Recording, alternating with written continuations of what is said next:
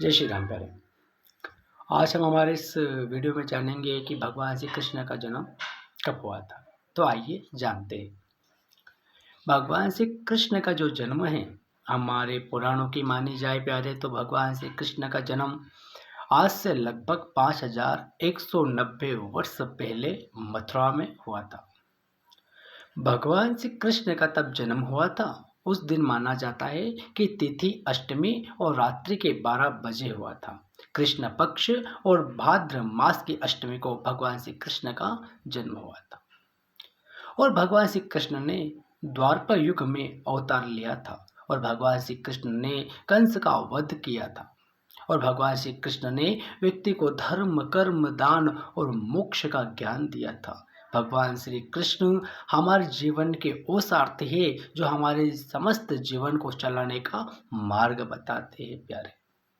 भगवान श्री कृष्ण ने गीता में कहा है कि सर्वलोकम जनार्दनम पीतम्बरम सुरेश्वरम गजेश्वरम निधीश्वरम मम देवम शरीरः।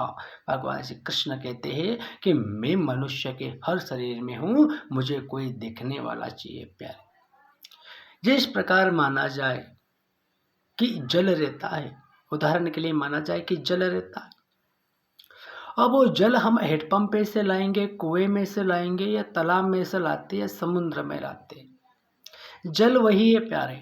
पर लेकिन उसका जो ठहरना है, जहाँ पर वो रहता है, उस जगह अलग अलग हो जाती है। जिस प्रकार वही जल यदि छोटी जगह में जल है तो हम उसे तालाब कहेंगे, वही जल यदि बड़ी मात्रा में है हम उसे नदी कहेंगे, यदि वही जल ज़्यादा बड़ी मात्रा में है तो उसे हम समुद्र कहते हैं प्यारे। उसी जल को हम पी भी सकते हैं प्यारे, उसी जल से भोजन पका कर खाते भी है, पर लेकिन वही जल यदि गंदा हो जाए तो हम उस जल को पीते नहीं हैं। उसी प्रकार जो भगवान श्री कृष्ण हैं वो हर जगह रहते, हर किसी के मन में रहते। तो ये हमारा जो मन है प्यारे, ये भी जल है। हम इसको कहाँ, किस समय, किस वक्त रखते हैं, ये हमारे जीवन में बहुत महत्वपूर्ण है।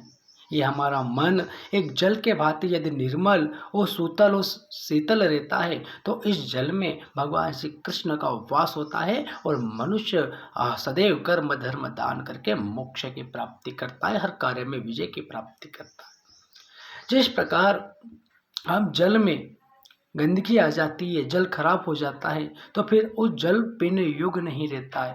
उसी प्रकार जो हमारा मन है, हमारी आत्मा है, ये शुद्ध जल के भांति है। यदि हम इसको गलत विचार से, गलत कर्म से, गलत धर्म से और गलत दान के वाक्य से हम यदि इस आत्मा मन को यदि गंदा कर लेते हैं प्यारे, तो इसमें कृष्ण का वास नहीं रहता है और एक कंस का वास हो जाता है, जिसके कारण व्यक्ति का विपरीत बुद्धि होती है और विपरीत बुद्धि होने के पश्चात व्यक्ति अधर्म मार्ग पे चल देता है, बुरे कर्म करने लग जाता है और उसे बहुत पीड़ा और संघर्ष आने लगती है और अंत में उसके अधर्म के कारण उसे अपने कर्मों का दंड प्राप्त होता है प्यारे।